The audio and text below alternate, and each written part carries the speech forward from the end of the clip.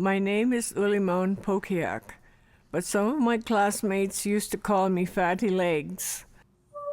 They called me that because a wicked nun forced me to wear a pair of red stockings that made my legs look enormous. But I put an end to it. How? Well, I'm going to let you in on a secret that I have kept for more than 60 years. The secret of how I made those stockings disappear. When I was a young girl, outsiders came flitting about the north. They plucked us from our homes on the scattered islands of the Arctic Ocean, back to nests they called schools in Aklavik. 3 times I had made the journey to Aklavik with my father, across the open ocean to buy supplies. I was mesmerized by the spectacle of the strange dark-cloaked nuns and the pale-skinned priests who traveled across different oceans from far-off lands. They held the key to the greatest of the outsiders' mysteries: reading.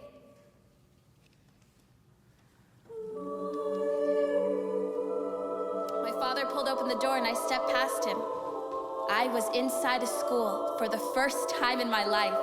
All around me was glass and wood. An outsider, with a hooked nose like a beak, came for me. "I'm glad you come to your senses," she told my father. "You certainly cannot teach her the things she needs to know."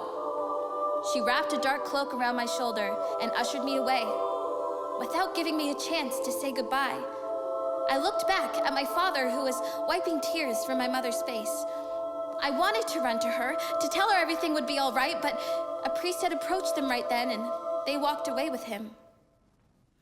I followed the beak nun upstairs that creaked under my feet to a large room filled with beds. Across the room were 7 girls. A big, dark-cloaked nun passed by, eyeing them up and down, one by one. She clutched a pair of shears.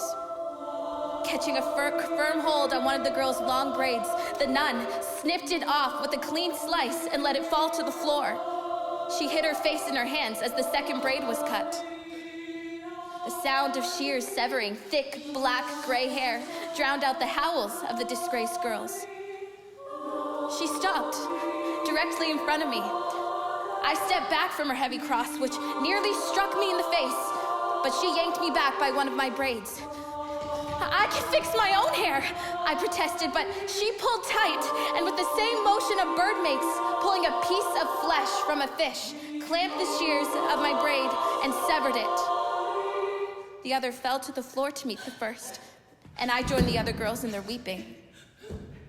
There we stood, sobbing, in the humiliation of our discarded hair. The smile shrank from my face as I squeezed into the small desk she pointed me to.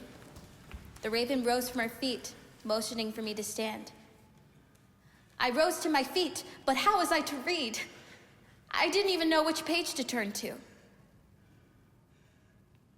The raven cocked her hip and tapped a foot. "Well?" My cheeks felt hot. I looked around me from child to child. Their faces stared back, blank, waiting, as my stockings began to slide down my calves. I returned to the dormitory one Saturday night in April after an evening of the Raven's education. My raw fingers stung as I opened the door to an explosion of excitement. New stockings! Aren't they beautiful? I stripped off my old ones and threw them into the pile, praying for a nice black pair.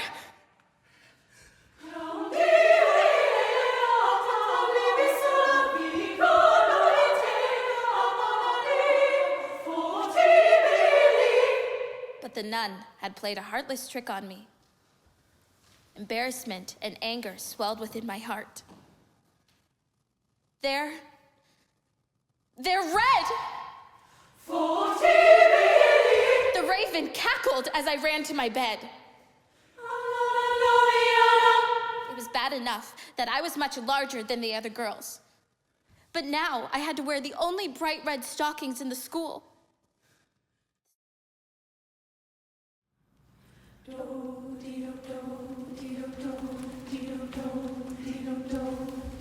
For the next few days, the other girls made sounds like the heavy beat of a drum when I walked by.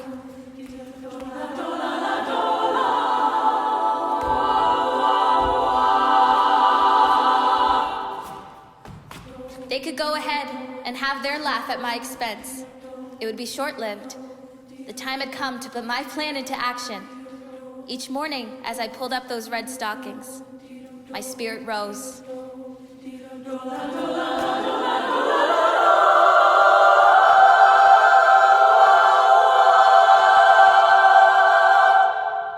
On Sunday, my last day in the laundry room, I looked around to make sure I was alone.